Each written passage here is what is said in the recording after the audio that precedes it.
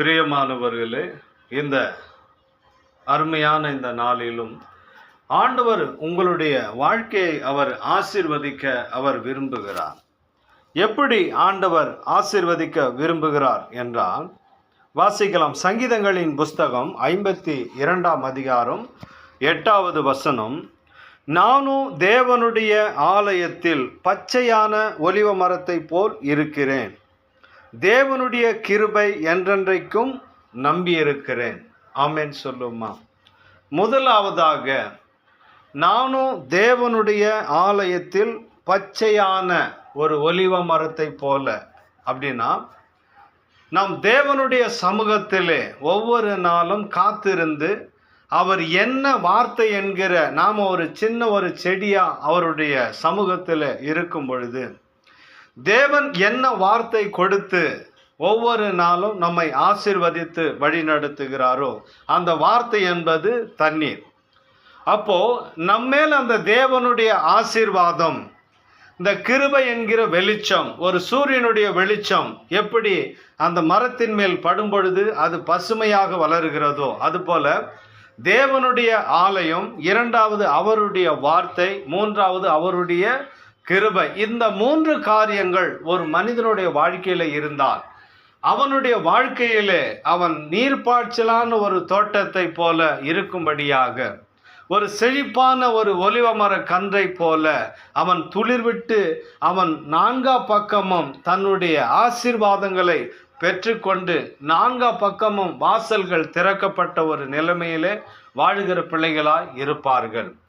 இன்றைக்கு அநேகருடைய வாழ்க்கையில என் வாசல் எல்லாம் அடைக்கப்பட்டு இருக்கிறது, என் வாழ்க்கையில சந்தோஷம் எதுவுமே இல்லாமல் இருக்கிற அப்படின்னு நீங்க சொல்லும் போது, முதலாவதாக தேவனோடு கூட நீங்கள் இணைந்து இருக்கிறீர்களா? தேவனுடைய வார்த்தையை நீங்கள் சுமக்கிறீர்களா? அவருடைய கிருபை உங்களோடு கூட இருக்கிறதா என்பதை நீங்கள் தெரிந்து கொள்ளுங்கள். எந்த ஒரு மனுஷன் தேவனோடு கூட இணைகிறானோ தேவன் அவனை ஆசீர்வதிக்க விரும்புவார்.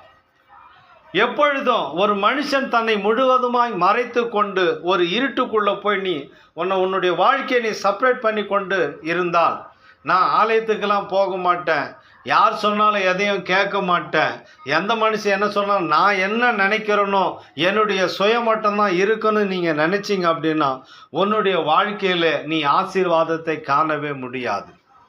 அதற்கு தான் ஒவ்வொரு நாளும் ஆண்டவர் உன்னை வழிநடத்தும்படி தம்முடைய வார்த்தையை உனக்கு கொடுக்கிறார்.